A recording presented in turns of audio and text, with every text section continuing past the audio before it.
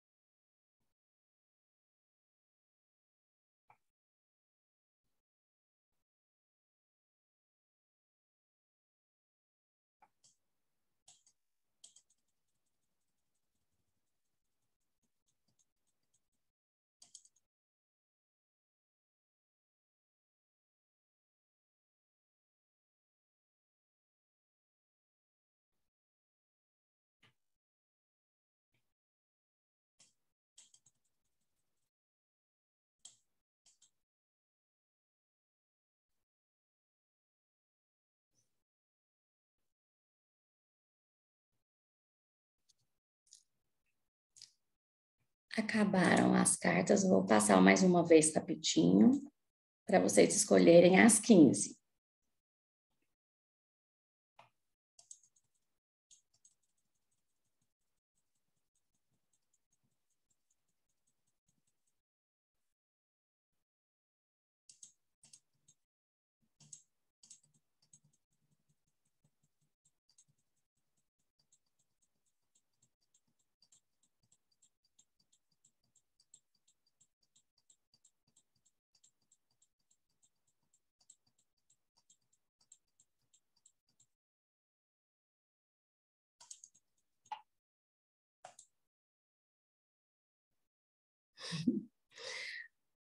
Não pode todas as cartas, tem que ser só 15. O que é prioridade para você?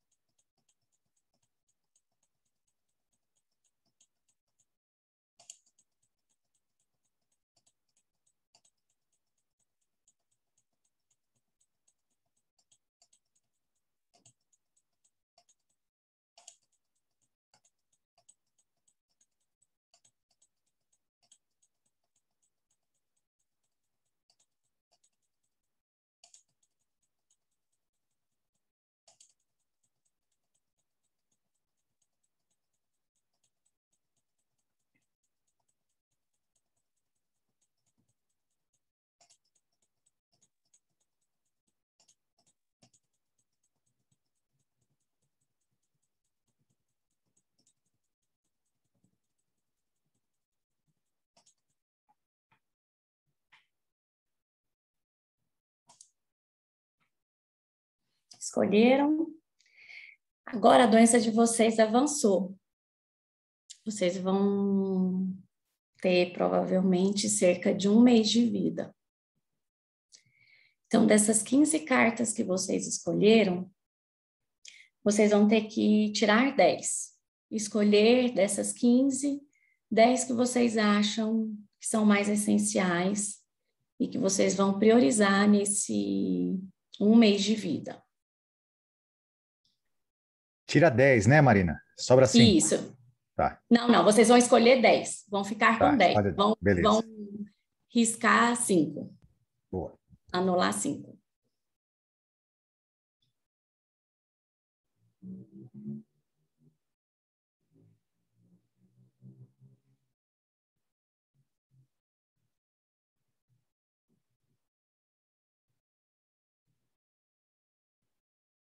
Pronto, escolheram as 10?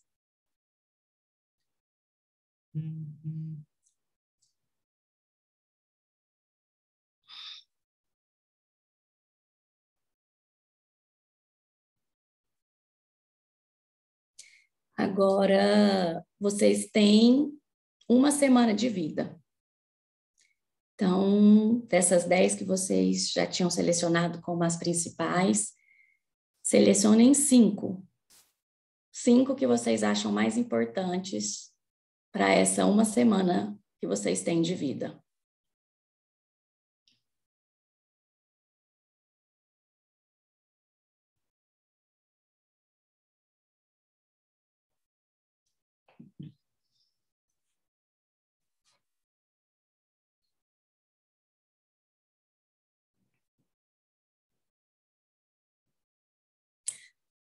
Agora chegou o dia que está precedendo a morte de vocês.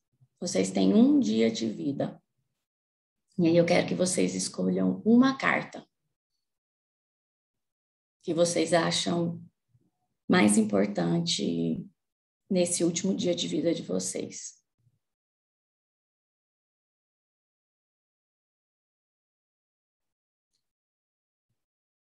Aí, quem se sentir à vontade, quiser falar ou mandar aqui no chat, qual a carta que vocês escolheram como sendo a mais importante?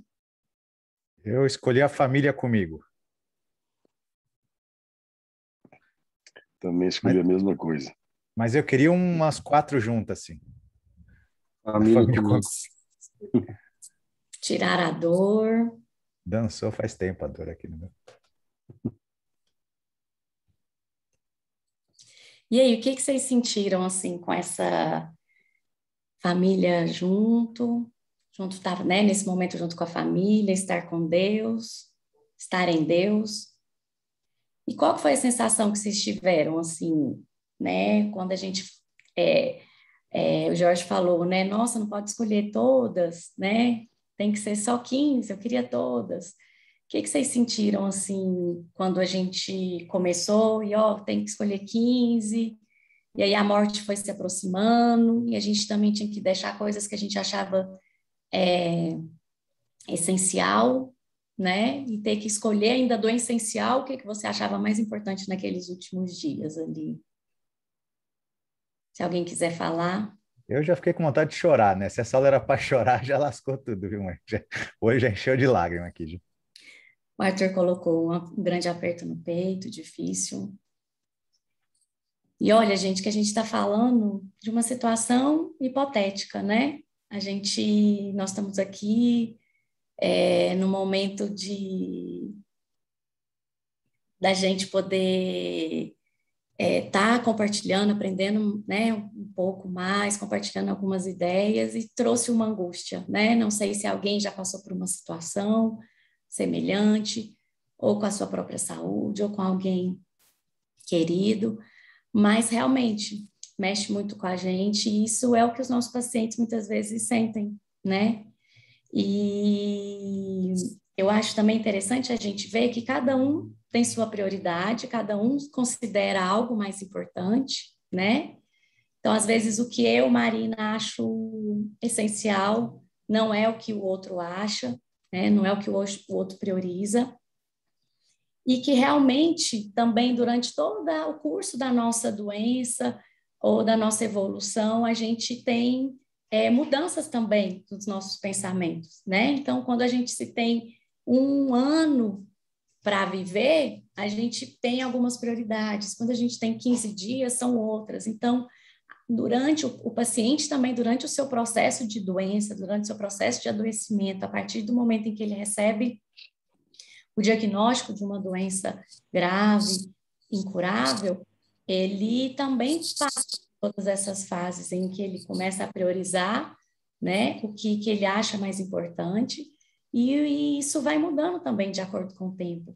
E eu acho interessante que toda vez que eu faço eu uso essa ferramenta, eu vejo que até as minhas próprias escolhas também sempre estão mudando, né? A Maria de 3 anos atrás tinha uma prioridade, de um ano atrás tinha outra, hoje tem outra, né? Então, eu acho que é importante, assim, eu quis esse momento de reflexão agora no início, 7 horas da manhã, numa terça-feira, mas para a gente poder pensar um pouco, refletir sobre essas escolhas, né, que nós fazemos diariamente e que os nossos pacientes fazem. Eu digo muito assim que quando a gente estuda cuidado paliativo, quando a gente faz cuidado paliativo, a gente repensa a nossa vida também, né? Todos os dias e quais são as nossas prioridades e tudo. Então, acho que é um bem danado não só para os pacientes, mas também para a nossa vida. Agora vamos lá, vou falar. Deixa eu colocar aqui, peraí.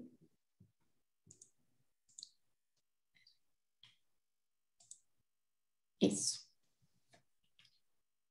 Então, como o doutor Flávio falou, eu sou médica geriatra e trabalho na enfermaria de clínica médica do UGOL e sou preceptora dos residentes de clínica médica na instituição. Então, um pouquinho vou falar sobre o que mesmo a definição de cuidados paliativos. A primeira vez que a Organização Mundial de Saúde falou em cuidados paliativos foi em 2002. E eles colocaram como definição cuidados paliativos como numa assistência promovida por uma equipe multidisciplinar que objetiva a melhoria da qualidade de vida do paciente e de seus familiares diante de uma doença que ameace a vida, por meio de prevenção e alívio do sofrimento, por meio de identificação precoce, impecável e tratamento de dor e demais sintomas físicos, sociais, psicológicos e espirituais. Falando um pouquinho de alguns dados de cuidados paliativos no mundo, estima-se anualmente que cerca de 40 milhões de pessoas precisam de cuidados paliativos. E nessas, quase 80% vivem em países subdesenvolvidos ou em desenvolvimento. Ou seja, são muitas pessoas que são elegíveis para cuidados paliativos, que precisam de cuidados paliativos no mundo, e grande parte delas estão em países não desenvolvidos. Mas em todo o mundo, apenas cerca de 14% dessas pessoas que precisam realmente recebem esse tipo de tratamento.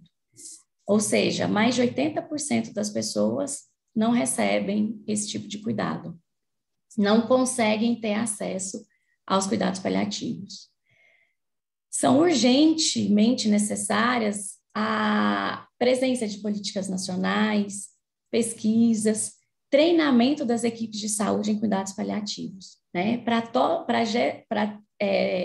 realmente promover esse acesso dessas pessoas a esse tipo de cuidado. E a necessidade global por cuidados paliativos continuará a crescer devido ao envelhecimento populacional, o aumento de doenças crônicas, e agora, com a Covid-19, a gente vê, né, a presença de doenças também infecto-contagiosas graves, e que mais do que nunca os cuidados paliativos devem ser realizados.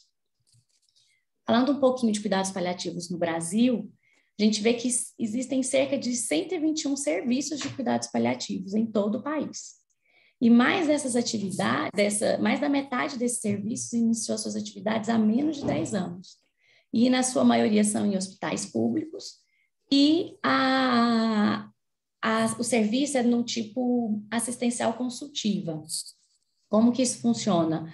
Não são alas, equipes específicas de cuidados paliativos, e sim equipes que vão, de uma forma de parecer, atender e auxiliar os cuidados das equipes assistentes a promover cuidados paliativos.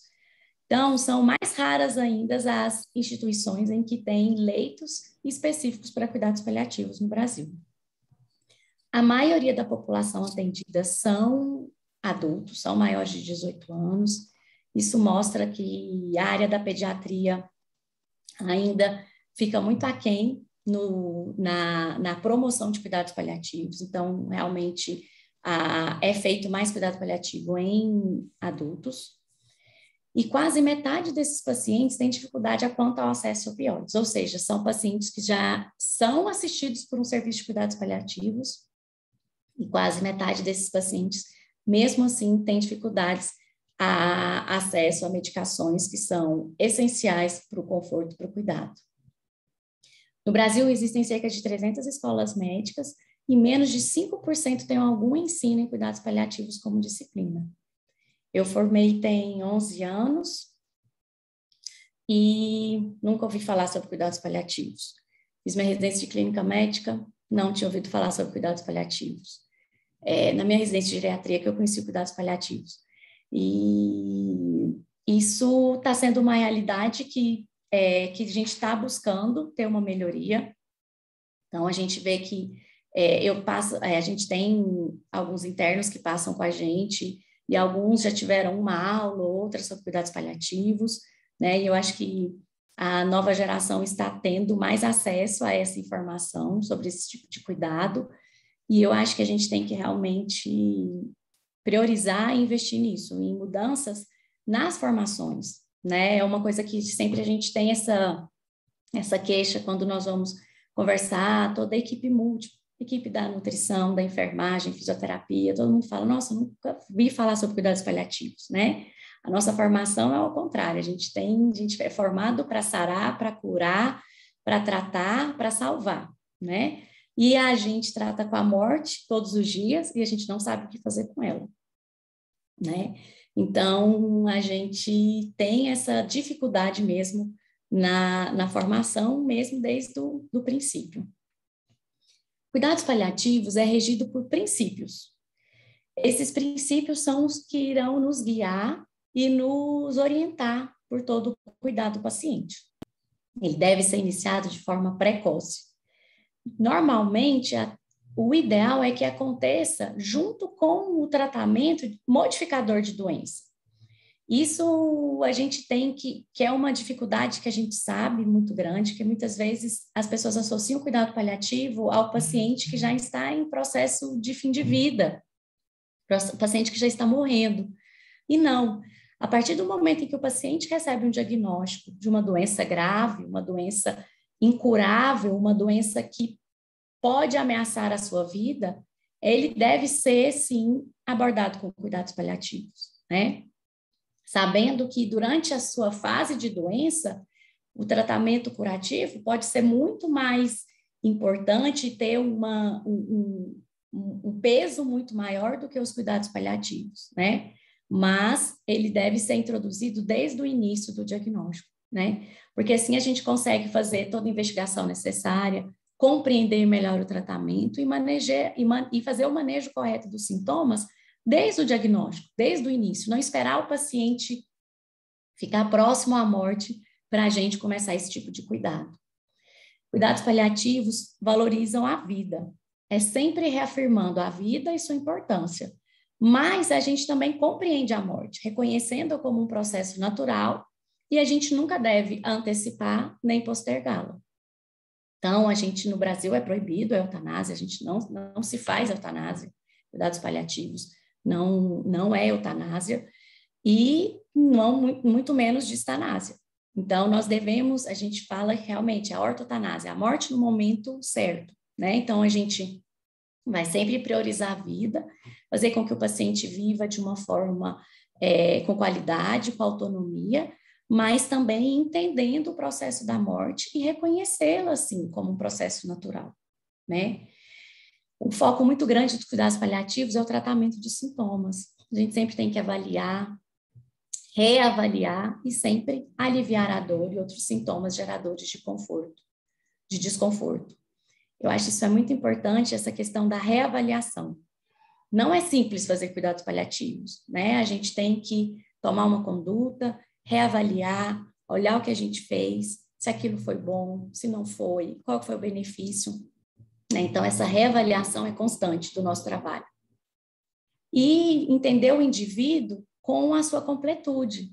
Está lá desde a definição, né, dos cuidados paliativos, tanto nos seus aspectos psicossociais e espirituais. A gente vê que alguns pacientes, às vezes em alguns processos, acabam até reconhecendo aquele processo de adoecimento como um castigo, como às vezes na questão espiritual, uma providência divina, aquela doença, aquela situação que ele está vivendo. Então, às vezes a gente tem que entender aonde que esse paciente está inserido, né?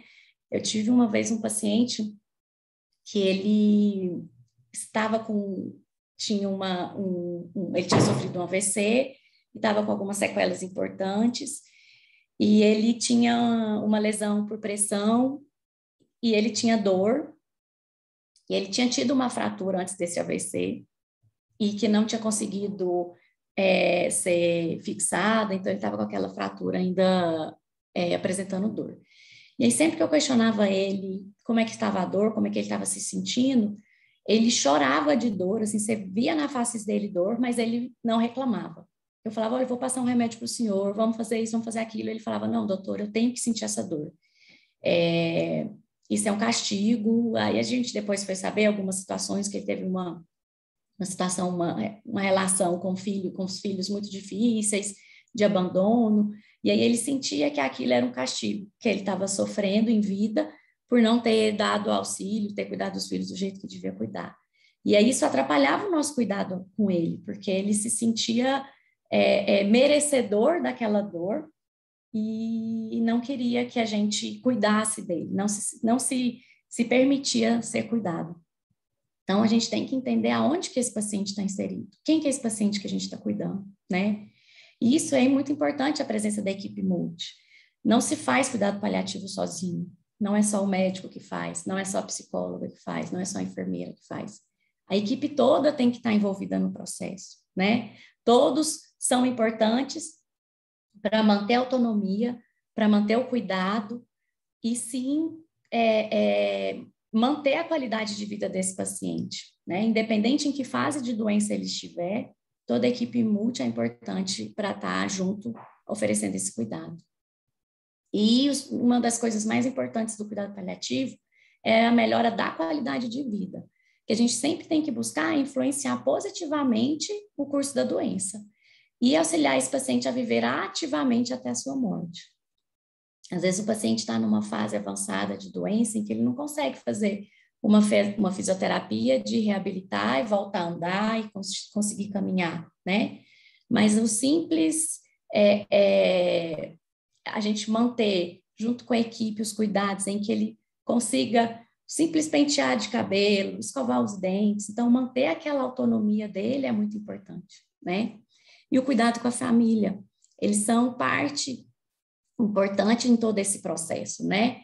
Tanto do diagnóstico, quanto o amparo ao adoecimento do paciente e também no processo de luto após o óbito, né? Então, a família está muito envolvida. Então, a família sofre junto com o paciente, né? Ela está ali junto com os cuidados, então, muitas vezes, mais do que nós, profissionais de saúde, porque eles estão ali no dia a dia do cuidado.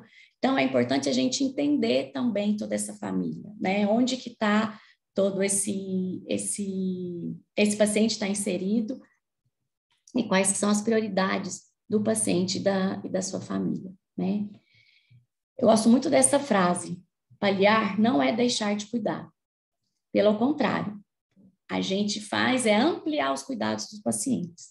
Então, aquele paciente que está na enfermaria, que está em cuidados paliativos, ou que o oncologista está acompanhando e não tem mais tratamento curativo, ele esquece daquele paciente. Fala para a secretária: fulano, não tem mais o que fazer para ele, não tem mais quimioterapia para fazer, não tem mais radioterapia para fazer, e aí esse paciente fica abandonado. Não é raro o paciente, às vezes, vir até algum profissional de cuidados paliativos porque todos os seus médicos assistentes o abandonaram. Porque a gente só sabe curar, a gente só sabe cuidar, passar um tratamento medicamentoso, cirúrgico, algum procedimento. E aí? E quando a nossa terapêutica curativa não existe mais, né? Muitas vezes esse paciente é abandonado, é deixado ali no canto da enfermaria, a familiar vai até o posto, pede para alguém ir lá porque ele está desconfortável, aí alguém que passa no corredor fala: não precisa pressa não, ele é cuidado paliativo, não precisa desesperar não. Não, a gente tem que cuidar. O paciente, cuidado paliativo, a dor é urgente, o sintoma é urgente, a gente tem que intervir. Então, muitas vezes, há esse preconceito, né, em que o paciente que não tem uma medida curativa, ele não tem pressa para ser cuidado, né? A gente tem que priorizar o conforto. Existe um conceito interessante no cuidado paliativo, que é o conceito da dor total, que a gente sabe que a dor vai muito além da dor física. Tem a dor espiritual, a dor psicológica, a dor social. Uma vez eu passei por uma situação, uma paciente jovem, tinha uns 36 anos, 37 anos, entrou lá no hospital e com anúria, super anasarcada e anúrica. E aí foi ver, fizemos uma tomografia, ela tinha um tumor pélvico gigante que estava obstruindo tudo. E aí, naquele momento, foi prescrita hemodiálise para ela, ela já foi encaminhada para a UTI, lá no hospital as hemodiálises fazem na UTI, para fazer essa hemodiálise. E ela subiu sozinha, a família ficou lá de fora, e ela subiu, ela já estava superurêmica, e ela tinha acabado de receber o diagnóstico desse tumor. Essa mulher gritava na UTI de dor. Ai, ai, ai, ai, ai, gritava, gritava, gritava. Foi feito a medicação, foi feita a analgesia, o pessoal conversou, chegou a criar uma certa antipatia da equipe lá no momento, porque, nossa, que mulher petizenta, o que que essa mulher tá gritando? Como que essa mulher, né, assim, o que é isso? Não tá, o que que tá doendo desse jeito para essa mulher tá gritando? Já foi, o médico já foi lá, já prescreveu as medicações, e a hemodiálise tudo ok, sinais vitais, né, uma taquicardia, mas assim, nada importante na visão da equipe. E aí até uma colega nefrologista também, que tem formação em cuidados paliativos, foi até ela e perguntou, onde que tá doendo? O que que eu posso fazer para você? O que que tá acontecendo? Ela falou assim, doutora, é uma dor na alma. Estou com uma dor na alma. Então, é uma mulher jovem que tinha acabado de receber um diagnóstico de um tumor gravíssimo, estava sozinha, pós-diagnóstico, numa UTI, recebendo um tratamento de hemodiálise, né, que não deixa de ser desconfortável, e ela tinha uma dor na alma. Então, esse conceito da dor total é muito importante. Marina, mas como que a gente trata essa dor na alma? É duro, gente. É muito mais fácil aplicar uma morfina, um tramal e aliviar a dor do paciente. A dor física é muito mais fácil da gente tratar. Mas é por isso mesmo que a gente tem que olhar para esse paciente com outros olhos, saber entender. Às vezes a gente não vai saber lidar. Eu, como médica, estou ali limitada, eu preciso de toda a equipe, da psicologia, mas a gente tem que saber identificar, né? Saber acolher. Muitas vezes o que a gente não sabe como resolver, às vezes nem a gente consegue, às vezes a pessoa vai morrer com aquilo, mas é importante a gente saber acolher e entender, saber a dor de cada um e valorizar a dor de cada um, né? E o foco principal não é a doença, não é a insuficiência renal, não é o tumor. Essa paciente é uma mulher jovem, que tem 2 filhos, que tinha acabado de mudar para Goiânia, que tinha aberto um comércio. Então, assim, qual é a história de vida desse paciente? O quanto esse diagnóstico impacta essa vida desse paciente, dessa pessoa, né? Então, é uma pessoa que tinha sonhos, que estava planejando uma viagem, que tinha acabado de casar, que tinha acabado de conhecer uma pessoa, não sei. Então, assim, o impacto dessa doença na vida dessa pessoa é totalmente diferente, né? Torna-se único essa história de vida. E é muito importante a gente fazer medidas de proteção do paciente.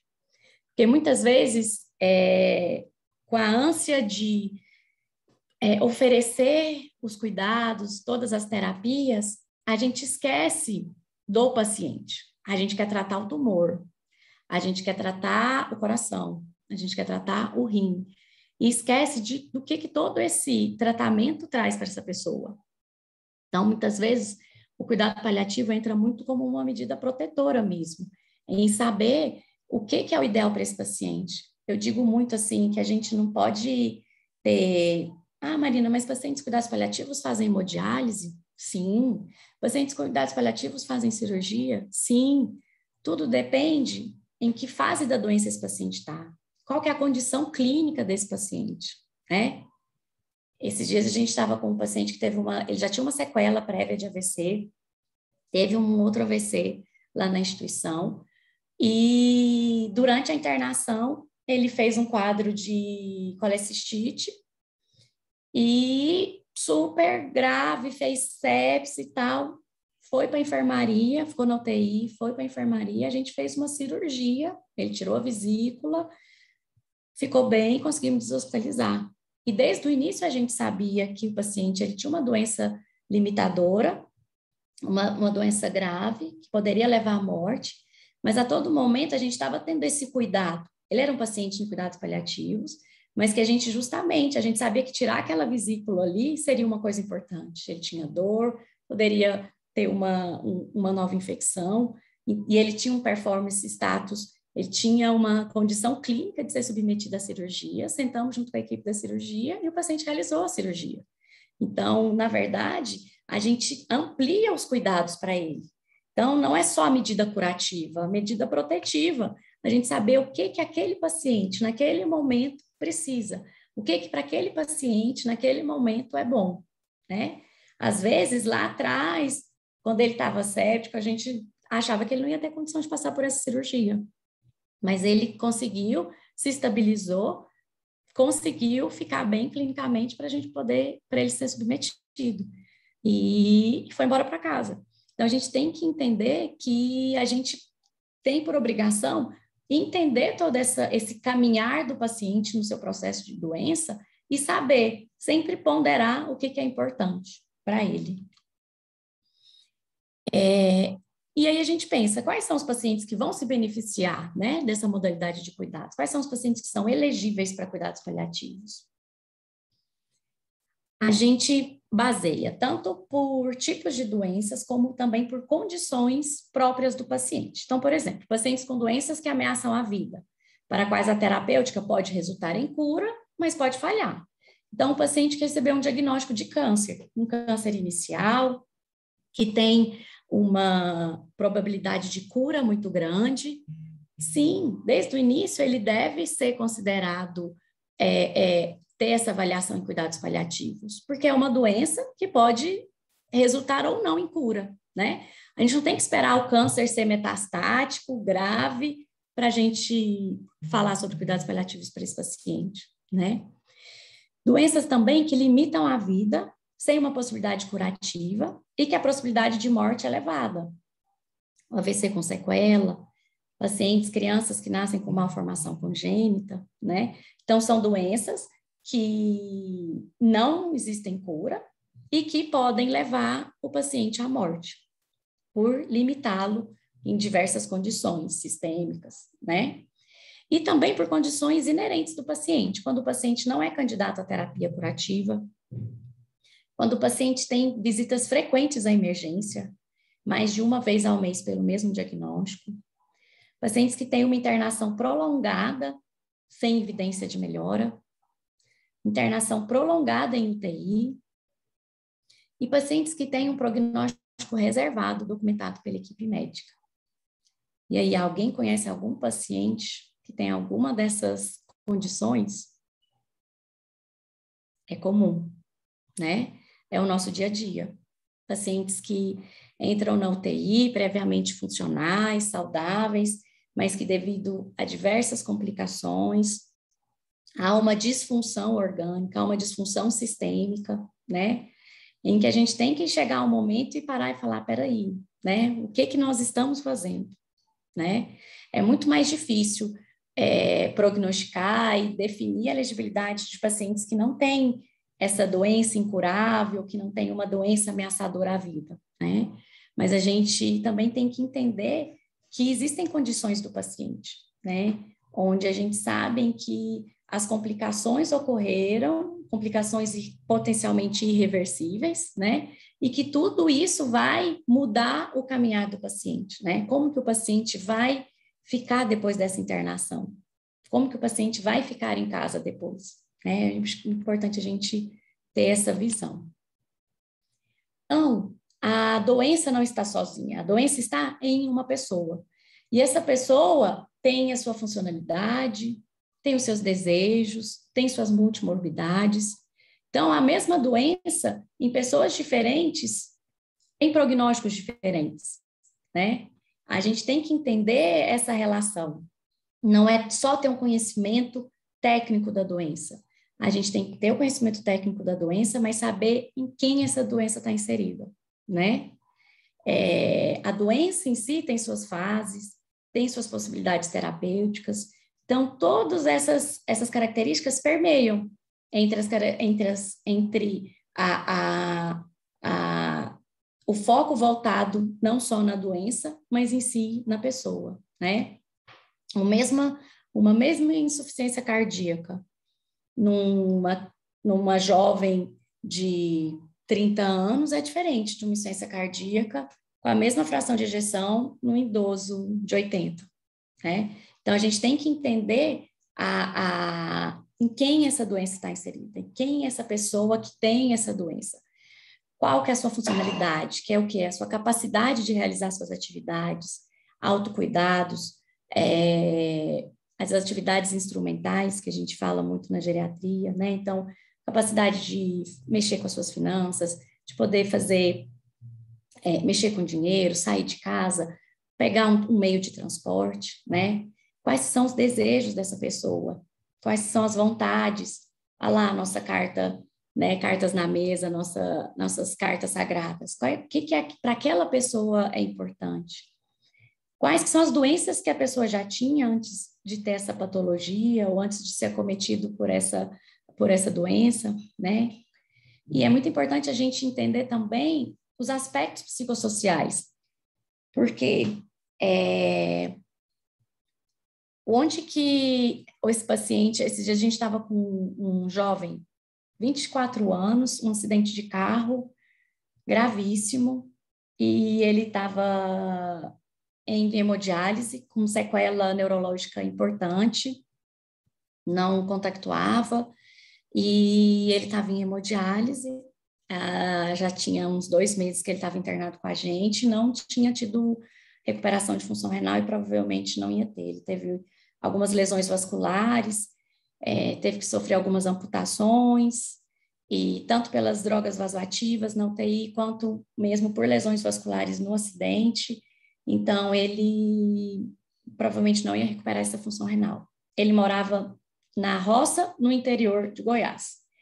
Então, como que esse paciente iria fazer hemodiálise? Era um paciente que precisava de ambulância, porque ele não conseguia ir sentado no carro, ele não tinha controle de tronco, nem nada. Como que esse paciente iria para fazer hemodiálise em Goiânia, que era o lugar mais perto para ele, que eram uns 300 quilômetros. Então, 3 vezes na semana, esse paciente ia, morando na roça, teria que vir 3 vezes por semana de ambulância fazer hemodiálise. Então, assim, é importante a gente entender todo esse processo, né? Não é uma insuficiência renal dialítica, é uma insuficiência renal dialítica num paciente, uma sequela neurológica grave, num paciente comatoso, num paciente que mora numa cidade onde não tem recurso, né? Onde a família não tem condições de estar mudando para Goiânia, de mudando para um centro mais próximo, né? Então, é importante a gente entender, porque isso nos ajuda, porque não adianta nada eu falar, ele tem que fazer hemodiálise, fazer o papel da hemodiálise, virar as costas, né? Esse paciente vai ser submetido a esse tratamento? Quando nós estamos falando de idosos, as síndromes geriátricas, né, que permeiam, então as incontinências, a quedas, então tudo isso é muito importante a gente entender onde que esse paciente está, né, quem que é esse paciente e os recursos que a gente tem, né? É muito importante a gente, agora na época da Covid, na pandemia, foi se falado muito nisso, né? Chegaram situações em que a gente sabia que às vezes, em alguns momentos, a gente teve que escolher, né? Quem que a gente iria levar para UTI, quem que a gente iria entubar, né? Então, é importante a gente saber também que recurso que a gente tem disponível para cuidar desse paciente. Olha esse meu paciente, que o lugar mais próximo dele fazer uma hemodiálise é a 300 quilômetros da casa dele, né? Então, tudo isso a gente tem que entender para levar em consideração e fazer um plano de cuidado que seja efetivo, que seja possível para essa família, né? Porque senão a gente só joga uma frustração para a família sem saber e a família fica sem esse apoio, sem esse cuidado. A gente tem diversas ferramentas que vão nos auxiliar na avaliação funcional desse paciente. Então, a gente tem o conhecimento técnico de saber das doenças, a sua evolução, o seu caminho, o seu tratamento, quais são suas possibilidades terapêuticas. Mas, como eu falei, é importante a gente entender quem que é esse paciente, né? Então, a gente tem o KPS, que é o Karnofsky Scale, que é uma escala que utiliza muito na oncologia, o ECOG, também muito na oncologia, o Palliative Performance Scale, que também é uma escala que é utilizado muito no cuidados paliativos. Eu citei, é fácil, a gente só colocar na internet, rapidinho você consegue ter acesso, porque normalmente não fica tão boa nessas quando a gente projeta. E é muito importante a gente entender qual que é esse paciente. Então, por isso que essas ferramentas nos auxiliam a entender qual que é a capacidade desse paciente de fazer seu autocuidado, de falar, de andar. Então, tudo isso é importante a gente levar em consideração.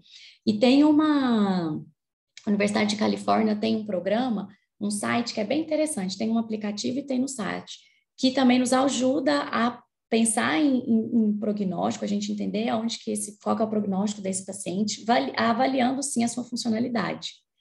E as escalas e classificações específicas para as doenças, né? A gente sabe das escalas da insuficiência cardíaca, da insuficiência renal. Então, a gente sabe que as doenças crônicas têm as suas escalas em que a gente consegue ver em que fase da doença esse paciente está. Então, é muito importante a gente ter utilizar dessas ferramentas para entender qual fase de doença, qual processo que o paciente se encontra.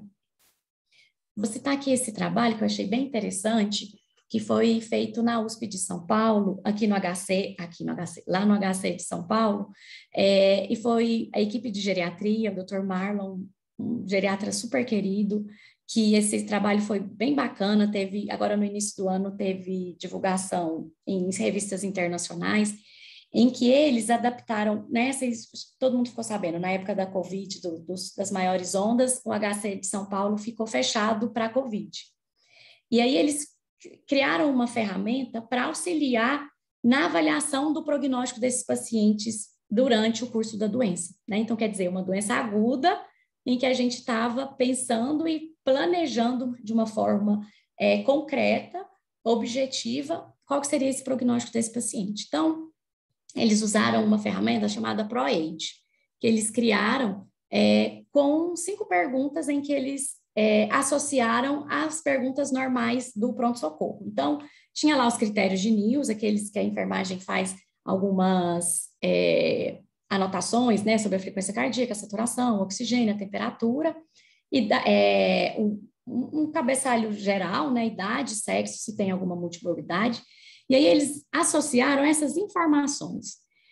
Se o paciente apresentava algum declínio funcional nos últimos tempos, se tinha alguma hospitalização recente, se vinha apresentando confusão mental, perda ponderal e sensação de exaustão, fadiga, exaustão. O paciente falava que andava mais cansado ultimamente, não relacionado à doença, né? Só a confusão mental que poderia estar relacionada agora ao COVID, e as outras era prévia ao processo de adoecimento da COVID.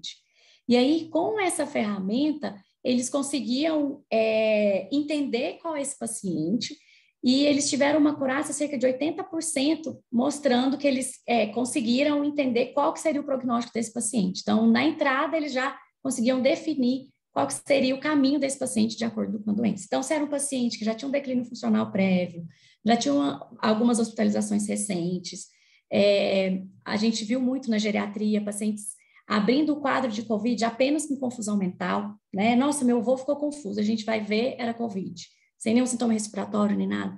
Paciente que vinha tendo uma perda ponderal nos últimos meses, queixa de exaustão, via que o prognóstico desse paciente era muito reservado, né? Então, uma doença aguda que a gente tem que entender como que é esse paciente, qual que é o perfil desse paciente, como que é a funcionalidade desse paciente, para a gente entender qual que seria o caminho dele em todo esse processo de adoecimento, né?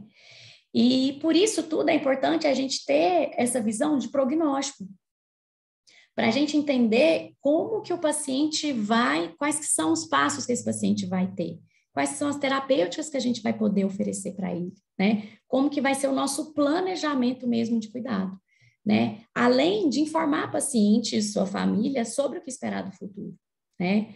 Permitir que esses ajustes de prioridade, igual a gente fez aí com as cartas na mesa, né, possam ser feitos, né? Quais são as suas metas, as expectativas quanto ao cuidado. Serve também como um insight para pacientes e familiares que a morte está se aproximando. E ajuda a equipe de cuidados nesses processos decisórios, né? Então, na verdade, mais até do que a gente, né, fez de uma forma grosseira, você tem 1 ano de vida, 15 dias, tal, né? A gente sabe que a gente não consegue definir com exatidão isso, né? Mais até do que o tempo de vida, a gente saber que para cada um é importante ter também esse tempo de fazer esse processo, porque muitas vezes as doenças ou uma forma com que o paciente né, teve uma doença aguda, como que vai ser esse processo para ele entender esse adoecimento, esse processo de morte. E é onde vem a reflexão mesmo, né? O que é vida para você? Às vezes, ficar ali anos, meses, deitado, acamado, sem conseguir contactuar, né? Ou tá em aparelhos ou não, né? Então, assim, eu acho que isso é uma reflexão mesmo para cada um. A gente sabe que algumas doenças, O médico já faz a gente sabe, né? Quando a gente faz um diagnóstico de uma doença grave, ali no fundinho a gente sabe o que vai ser o prognóstico, o que vai ser, mas a gente não compartilha isso com o paciente, né? A gente não elucida isso. Não estou falando que a gente tem que, acabou de conhecer o paciente, chegou na primeira consulta e já vai falar, ó, provavelmente o senhor vai ficar com isso, isso, isso. Não é isso. A gente tem um tempo, né, para a gente criar um vínculo, para a gente...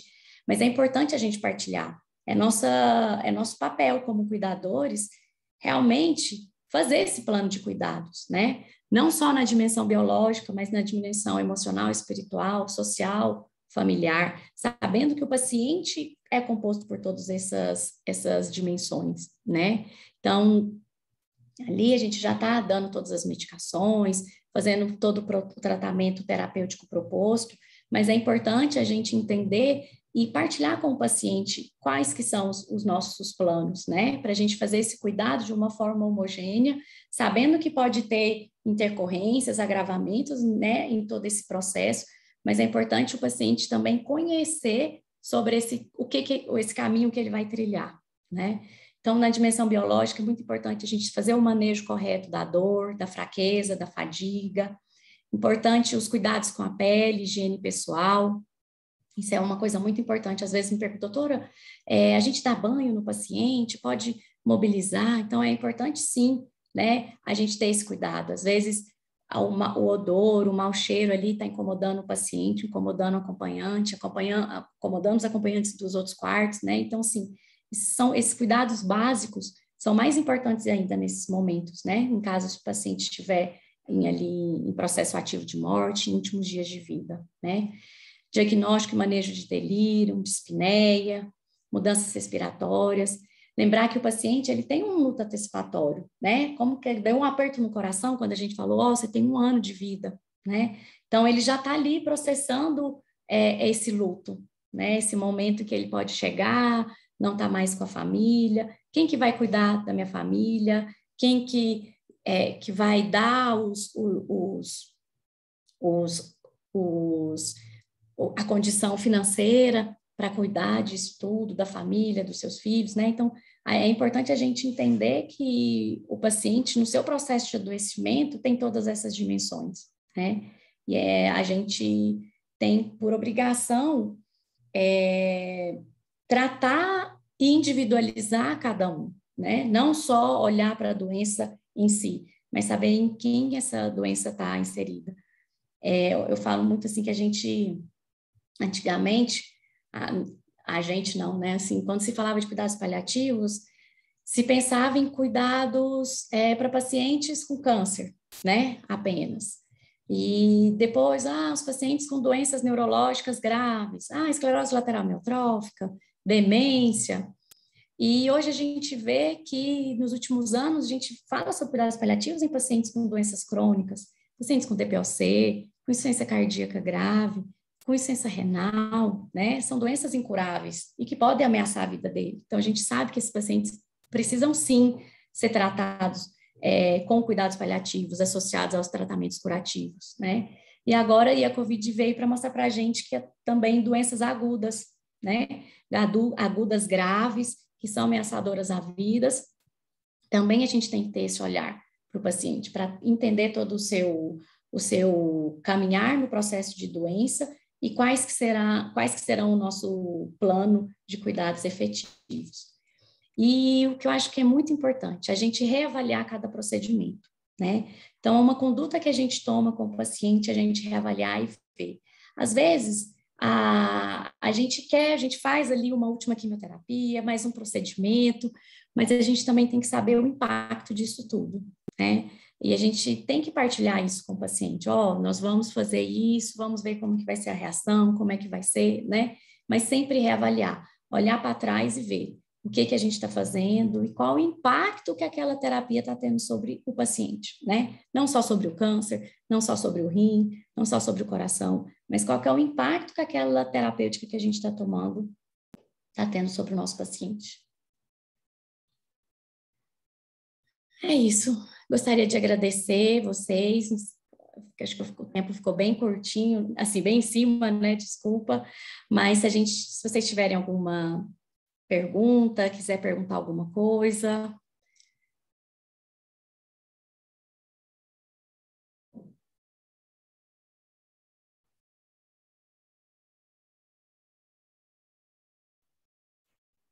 Parabéns, viu, Marina? O Marcos Tadeu levantou a mão. Marcos, fica à vontade. Opa, Oi, doutor bom dia, Marcos. tudo bem? Abração para você, tudo bom? Obrigada. Muito bom mesmo, né? Sempre muito bom. Eu digo que paliar é muito o Novo Testamento, né? A gente tem que amar muito, né? Isso requer envolvimento. E tem uma coisa que eu falo para as pessoas que dói, né? Se você se envolver com as pessoas, dói uma dor que não tem jeito de pegar, né? Isso é interessante. E aí, muitas vezes o médico foge disso, né? Não só o médico, o enfermeiro, todo mundo, ele quer não se Todo mundo. envolver naquele processo. Porque na hora que você entra na vida de alguém, aquilo começa a te incomodar, né? E aí vem o burnout, vem muitas outras coisas que a gente não falou na aula, né? E tratar individualmente, né? Tem que ter muita maturidade emocional, né? A gente tem que ter um preparo, assim, tem que estar resolvido pessoalmente, né? Para chegar nesse estágio de tentar entender a doença do outro, se envolver e não, como é que fala? E não se comprometer com aquilo, né? É muito, eu digo que é muito difícil, parece fácil, né? Mas não é. É, eu acho que a Marina nisso aí é muito boa, tanto é que eu elogio muito você em vários momentos por causa disso. Você dá conta de manter essa estabilidade o tempo todo, né? E passou por isso, né, Marina? E conseguiu continuar aí. Parabéns mesmo, muito bom. Obrigada, doutor Marcos. Eu acho que realmente assim não é fácil, mas é o que eu sempre, até às vezes os meus residentes falam assim, ah, Marina, mas isso aqui é ruim, é difícil. Eu falo, gente, se a gente fosse, nós somos da área da saúde, sabe? A gente não é a gente não é É, do entretenimento, a gente não mexe com festa, a gente não é barman que está lá fazendo drink e vendo com pessoas felizes e alegres. Não, a gente está na dor maior das pessoas, né? Então, assim, mas muitas vezes, igual o senhor falou, a gente blinda e não quer ver isso. Mas é incompatível também, né? A gente está ali lidando com a dor, lidando com os problemas, lidando com notícias ruins, e a gente tem que, claro, não nos envolver de uma forma pessoal, óbvio, né? Claro que um caso ou outro você tem uma empatia maior, né? Tem uma contrarreferência maior, mas é importante a gente entender que é a nossa profissão, é o nosso papel, né? Como cuidadores. é, é isso aí. Arthur, vai lá, meu amigo. Parabéns, doutora Marina. Sensacional a aula. Eu acho que é um assunto disruptivo para nós da área da saúde. Eu acho que ainda essa abordagem, como você falou, nas universidades ainda é muito pequena, dada a importância do tema, né? Eu É, acho que se você finalizasse a sua aula naqueles primeiros momentos de carta sagrada, já teria valido a pena toda a aula, porque eu acho que o primeiro ponto para a gente poder tratar um paciente é se colocar na posição dele, né? E a é, gente percebe que quando a gente lê aquelas cartas, quando muitas vezes nós nos tornamos indiferentes porque nós vemos tantos pacientes e às vezes a gente vê situações corriqueiras, nós não damos a devida importância àquela situação, a não ser quando se encontra no nosso ambiente familiar, né, ou é, conosco mesmo. Então, assim, eu acho que eu parabenizo, eu acho que a gente vai conseguir ver esse tema de uma forma, principalmente num hospital como o nosso, onde nós abordamos alta complexidade, e a gente vê isso com muita frequência, mas nós, no afã de procurar a cura do paciente, nós esquecemos muitas vezes do alívio e do conforto, que se é, torna, às vezes, muito mais importantes do que a busca efetiva da cura. Parabéns, eu exatamente. agradeço muito essa aula. Obrigada, Arthur. Obrigadão. Maurício. Olá, bom dia a todos, bom dia Marina, Bom obrigado, dia, doutor Maurício. prazer em conhecê-la assim pessoalmente. Igualmente. Virtual. Uhum. Marina, eu queria fazer um comentário e talvez duas perguntas bem objetivas. O comentário é Tá. o seguinte: durante toda a sua aula, iniciando, como bem disse o Arthur, pelas cartas, eu fiquei tentando achar uma diferença entre o cuidado ativo e o cuidado geral que a gente faz todo dia, e não vi. Eu vou explicar. O que você Uhum. disse, no meu entender, é o que a gente tem que fazer todo dia com qualquer Todo paciente. dia. É claro que o Uhum. paciente, aquele agudo que entra e sai muito rápido, às vezes a gente faz isso muito rápido e não se dá conta. mas é o mesmo, tipo uma apendicite, uma colestite, uma angioplastia com estente eletivo, etc. Mas, assim, eu não percebi uma diferença que a gente deva ter nesse cuidado, né? Todas as coisas que você falou, a gente tem que ter no cuidado com aquele que não é paliativo. A diferença é que o desfecho, ou o final, é mais feliz, né? Geralmente é mais feliz. Bom, esse era o comentário. A pergunta é, do ponto de vista objetivo, que a gente se depara na prática com algumas dificuldades de estabelecer o nosso limite. Na verdade, nós é que escolhemos o limite do paciente, o limite que eu quero dizer é o limite da intervenção. Então, por exemplo, é um paciente de cuidado paliativo e eu agora preciso decidir, eu vou entubar ou não. Ou, você deu um exemplo aí, eu vou dialisar ou não. E assim sucessivamente, eu vou drenar um hematoma craniano, eu vou descomprimir uma lesão craniana e por aí sucessivamente. Eu confesso que tem essa dificuldade de achar esse limite. A segunda coisa, aí normalmente eu me oriento pela dor, pelo desconforto. Se o paciente pode se pronunciar com condições claras de entendimento, também me oriento por isso. E às vezes, vou te confessar intuitivamente. A outra pergunta é família. Nesse momento também de estabelecer o limite, porque quando a gente fala família, eu tenho na mesma família aquele que fala, doutor, nós já entendemos, está tudo bem, não deixo meu pai, minha mãe, meu irmão, meu doente sofrer, está tudo bem, se ele puder ir para o quarto, a gente quer estar junto e tal. E na mesma família tem um que fala assim, pelo amor de Deus, eu quero que faz tudo. Por trás disso a gente tem o medo, que eu chego a taxar de infundado, do processo judicial. Eu estou indo para 30 anos de profissão, se juntar mais 6 de faculdade, acho que quase 36 anos lidando com isso. Eu nunca vi um processo desse assim, porque alguém deixou de cuidar e tal. Mas eu vejo isso ser parte da decisão, não vou dizer diariamente, não, toda hora. Né? Depois a família vai processar. Eu nunca vi isso acontecer, mas eu vejo isso sendo talvez o fator fundamental na tomada de decisão do que eu vou fazer. Né? Porque tem uma família, vou chamar de mais desequilibrada. Desequilibrada no sentido de que um quer uma coisa, outro quer outra coisa, desbalanceado. Né? Então, para encurtar, aí vai a pergunta, como é que você lida objetivamente com essas situações aí? Estabelecer o limite e lidar com essa família, vou chamar de desbalanceada. E obrigado, parabéns, viu? Obrigada, doutor Maurício. Realmente, assim, a questão de estabelecer o limite, o que eu sempre oriento?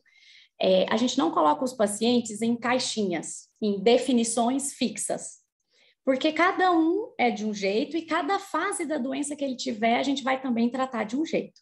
Então, por exemplo, até o doutor Marcos Tadeu citou, eu tive um câncer de mama, tem 2 anos. E aí, eu, jovem, não tenho nenhuma doença, então, vai quimioterapia, vai radioterapia, vai tudo. Então, eu tenho uma doença grave, mas eu tenho um performance bom. Então, se eu tiver uma parada cardíaca por sepse, vocês vão me botar na UTI, vão me entubar, vão me fazer diálise. Por quê? Porque a minha chance curativa é grande e eu tenho uma performance boa. Então, a chance de reversibilidade é grande. Então, vai fazer hemodiálise, vai fazer tudo.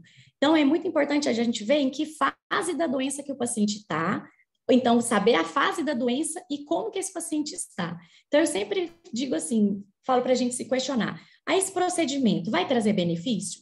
Falo muito da balança. O benefício vai ser maior do que o malefício? Então, nós vamos fazer. Não, é possível, a gente acha que o benefício é bom, a gente vai melhorar, o benefício é superior, então nós vamos fazer. A gente não estava coletando o exame de um paciente nosso que estava internado em cuidados paliativos em fim de vida, ele ia morrer lá no hospital.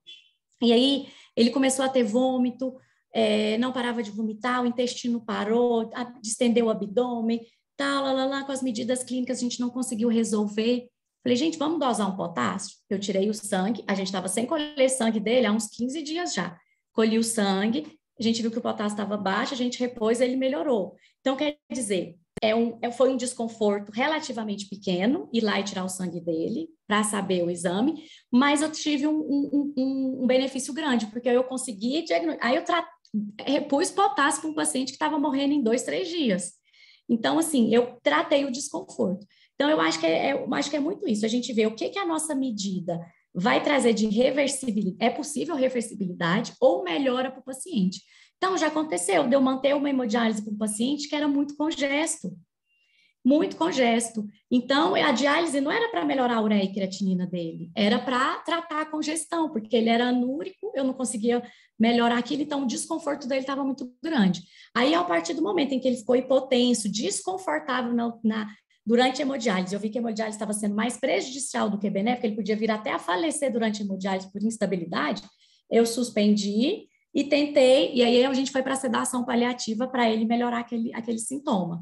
Então, eu acho que é muito isso, a gente tentar ver, pôr essa balança, mas é igual o senhor falou mesmo, mas parece que isso aí é óbvio que a gente devia fazer, né? Sempre pôr nessa balança, ver quem que é esse paciente, qual é a doença que esse paciente está, qual é o paciente que essa doença está inserido, mas é isso mesmo, é a gente ter esse bom senso de ver benefício e malefício, e não... Assim, eu sou mais da onda que a gente não tem que ser xiita de falar, nossa, não vou pegar fazer exame de sangue de jeito nenhum no paciente que está aí nas últimas 48 horas de vida. Não, se aquele exame for trazer algum benefício para mim, vai me trazer uma informação que eu posso trazer uma qualidade para ele, vamos fazer sim. Então, eu acho que seria realmente colocar nessa balança e ver, não, eu manter essa hemodiálise, ele vai recuperar esse rim? Ou então, está sendo benéfico? O que essa diálise está trazendo de bom para ele? Né? Então, eu acho que seria colocar isso mesmo na balança. E outra coisa que o senhor perguntou foi a questão da família, né? Eu dou um exemplo, que na verdade a doutora Ana Cláudia que deu esse exemplo, eu copio e falo desse exemplo dela, que eu acho bem bacana. Você está viajando de avião, e aí está uma turbulência, ou teve algum problema, um dos motores deu pane no motor. O piloto, ele chega e ele não chega e anuncia assim, pessoal, aqui é o piloto, daqui da aeronave, deu um pane no motor, num dos motores, vocês acham melhor a gente pousar no mar ou na terra? Ele fala assim, gente, aqui é o piloto fulano de tal, da aeronave, deu uma pane no motor, nós vamos pousar na terra, apertem os cintos. Eu acho que esse é o nosso papel. A gente não tem que dar para a família a opção, olha, o senhor quer que entuba ou não? O senhor quer que faz hemodiálise ou não? A gente que tem o conhecimento técnico disso. O piloto que sabe qual é a melhor aterrissagem, não é nós passageiros. Então, nós temos o conhecimento técnico. Se entubar, tem essa consequência. Se não entubar, tem isso. O que eu acho que é melhor para esse paciente? Qual que é o prognóstico desse paciente? Então, aí a gente compartilha com a família. A gente também não faz nada às escondidas, de forma alguma. O piloto não foi lá e anunciou, olha, isso aconteceu, nós vamos fazer isso. Ainda dá orientação, apertem os cintos. Então, acho que é esse o nosso papel. Quando tem muita divergência na família, o que eu sugiro? Que eles elejam alguém que seja importante, por isso que, às vezes, por isso que essa questão da gente falar da gravidade lá atrás, quando a gente faz o diagnóstico, porque às vezes o paciente já faz suas escolhas, faz as suas diretivas antecipadas, né, de que ele fala o que ele quer, o que são as escolhas dele, o que ele quer que faz de tratamento, ou ele pode eleger alguém que seja responsável por isso. Mas às vezes, quando a gente não tem isso, né? O paciente chegou para a gente já aqui um AVC grave, ele não é comatoso, e eu não sei. A gente normalmente solicita que a família eleja algum orador, algum representante oficial ali do paciente, né? E normalmente a gente relata isso. Não existe realmente no Brasil algum processo em que foi feito cuidado paliativo e que a família não concordou, não queria e que foi processado o médico. Realmente, doutor Maurício, isso não existe. Não existe uma jurisprudência que deu a causa para a família e não para o médico. Então, essa coisa que a gente fala, a gente fica com medo da família, eu acho que é muito mais um medo nosso, e eu acho que a coisa ainda vai mudar, a gente ainda vai ser processado por estar fazendo distanásia. Em países desenvolvidos é isso. Se eu fui lá e entubei um paciente que não tem prognóstico, o dono do hospital vem aqui e fala, por que você fez isso? Você que vai pagar essa internação, você que vai pagar essa intubação, né? Então, assim, é o contrário, a gente tem que começar a ter medo de estar fazendo distanásia, é isso que está lá no nosso código de ética, né? A gente não pode também prolongar um paciente que a gente não tem prognóstico. Então, o que é importante? Marina, tem que pegar a assinatura, tem que ter um termo da família. Não, não precisa disso. O que que você precisa dizer? Relatar em prontuário a doença do paciente, o seu prognóstico. É isso que é importante. E qual que é a sua melhor terapêutica, né? Então, a gente que tem esse conhecimento técnico. Então, às vezes, quando tem muita questão familiar, uma coisa que eu falo muito importante, precisa da autorização da família? Não, não precisa da autorização para a gente fazer. Mas é um dos princípios do cuidado paliativo, a gente cuidar da família. Às vezes, a gente não consegue fazer o que a gente acha correto e o que não deveria, porque aquela família não está entendendo todo esse processo ainda, né? Ou então, às vezes, a gente sabe que existem questões não só emocionais, então, às vezes, aquele filho que ficou distante, a gente fala na geriatria muito assim, é a síndrome do filho que veio de Londres. Ele nunca está aqui com o pai. Aí o pai adoeceu, ele aparece, é um ótimo cuidador. Não, doutor, é para me entubar, é para usar o remédio mais caro, é para fazer tudo que meu pai merece. Mas aí, às vezes é aquele sentimento de culpa que não fez quando está vivida. Às vezes quem não faz o ordinário em vida quer fazer o extraordinário perto da morte, né? Então a gente tem que ver e identificar essas pessoas. Claro que a gente vai acolher. Então não é aquela coisa, a família não aceita de jeito nenhum que não entuba, e não vou entubar, ou faz um teatrinho. Não, isso não é certo. A gente também tem que acolher essa família e entender isso tudo, né? Não que a gente tenha que dar para eles essa opção, a gente tem que tentar mostrar para eles aquela situação, mas isso acontece, já tiveram alguns casos lá, assim, da minha prática, que o paciente ficou 1 ano no hospital e eu não consegui paliar, era um paciente elegível para paliativo, mas aí era uma questão de transtorno psiquiátrico da família, que não entendia aquele processo, até chegar para mim e falar assim, eu prefiro que a minha mãe sofra, mas é para ela fazer hemodiálise, e eu escutei. Então, assim, como que você fala isso para uma mãe? Então, assim, como que eu vou querer um amor de uma familiar dessa pela mãe, né? Que fala, eu prefiro que minha mãe sofra, mas é para ela fazer hemodiálise. Que é para fazer ela hemodiálise sofrendo, mas é para ela fazer.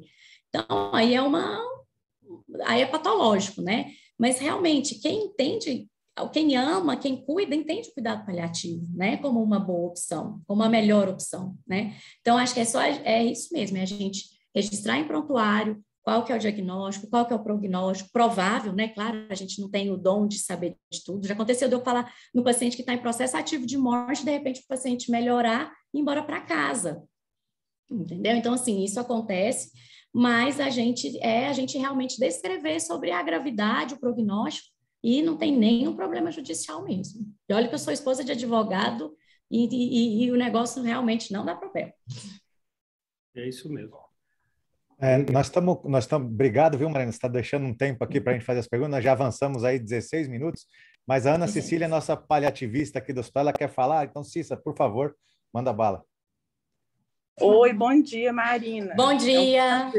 Eu sou cardiologista clínica, eu sou, assim, encantada pelo cuidado paliativo, mas essa é a ideia do Juliano, que eu sou paliativista. Eu não tenho essa intenção toda, não. Mas eu queria dizer que foi excelente, muito bom. A gente está precisando de abrir esse olhar mesmo, aqui no nosso serviço também. A gente vive as cartas, muito legal essa dinâmica das cartas, esse pensamento, porque a gente vive achando que vai ter sempre amanhã, depois de amanhã, semana que vem, e a gente tem uma relação muito difícil, a nossa relação latina, né? Passional com a morte. Uhum. E a gente não consegue perceber essa finitude, a gente tem muita dificuldade. A gente e a gente médico também. Isso. E a cardiologia é uma especialidade muito difícil de lidar com isso também, a gente é muito obstinado, né? Então, assim, o nosso paciente, por definição, ele não tem cura, né? Uma insuficiência cardíaca, ele, por definição, ele não tem uma doença com cura, né? Ele tem controle. E o cuidado paliativo, realmente, ele está desde o início de todos os nossos pacientes, né? Uhum. Então, foi muito interessante. Eu acho que é bom para a gente abrir o olhar aqui no hospital, né? Do que a gente precisa fazer, entender o protagonismo do paciente nesse cuidado, que o plano de cuidado, quando a gente começa, cada vez que interna, o que a gente pode fazer aqui durante a internação é começar a abrir o olhar da família para isso, porque o paciente e a família tem esse protagonismo, né? Isso. E definir esse plano de cuidado, quando é tudo muito bem conversado com a família, as reuniões familiares, a gente já começou a fazer isso aqui no hospital, sabe? Porque a gente tem muito paciente idoso, e pacientes cardiopatas com doenças avançadas, né? Às vezes, volta e meia, assim, por descuido, aí aparece um paciente oncológico, né? Às vezes pinga por aqui. Então, a gente conseguiu fazer um plano de cuidado paliativo com alguns pacientes que apareceram aqui. E foi, assim, um sucesso, foi muito legal. Mas a gente percebe que toda vez que a gente chama a família para aqui para dentro, a gente senta, a gente conversa e explica, e bota a família junto, a gente não tem problema. A gente consegue, aqui na enfermaria, paciente em fase avançada, paciente em fase ativa de morte, processo ativo de morte, a gente conseguiu paliar aqui dentro do hospital, na enfermaria, e foi muito legal. Mas a gente está engatinhando, sabe? A gente precisa muito de ajuda ainda para seguir adiante. E botar esse paciente, fazer esse plano antecipado, isso facilita demais o entendimento para o paciente e para a família. Então, a gente está precisando de muita ajuda, a gente está pensando em, de repente, começar a prestar mais atenção, com mais carinho para essa parte aqui no hospital. E eu acho que é uma coisa que a gente precisa perceber, né? Então, quando isso acontece, é bom para o paciente, é bom para a equipe, para a família. Para todo mundo. Para todo mundo. E aí a gente está aqui nessa intenção e contamos com a sua ajuda. Maravilha. Não, obrigada. Eu estou à disposição, sempre que a gente puder, pode contar comigo, né? Depois precisar, pode passar meu telefone também para a equipe. A gente conversa, troca uma ideia, mas que bom, Ana, isso é muito importante mesmo. A gente sabe que é uma melhora de cuidado para todo mundo, né, para o paciente, e eu acho que, igual o doutor Maurício falou, eu acho que a gente está caminhando para a gente começar a pensar judicialmente ao contrário mesmo, sabe? O que a gente está fazendo com esses pacientes e o quanto de distanásia que a gente acaba fazendo mesmo, né? Mas eu acho que o importante é isso, é a gente ter esse olhar, querer começar a fazer, e gatinhando a gente vai, mas é importante a gente andar nesse caminho. Que bom. Muito obrigado, viu? Agradeço em nome do Encore, Marina, pela participação, foi fantástica. E muito obrigado pela presença, tá, gente? Então, oficialmente encerrar a reunião agora e vamos trabalhar, né? Um abraço, gente. Obrigada, gente. Até mais. Bom dia.